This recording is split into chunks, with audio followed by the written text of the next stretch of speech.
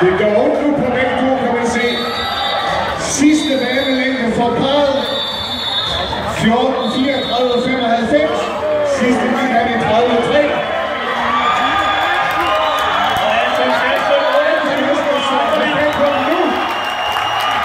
Jeg er sikker på, at parret han kommer under tiden. Det håber også, at vi får andre med under den tid. Det ser rigtig fint ud. Og vi får parret i mål her i tiden.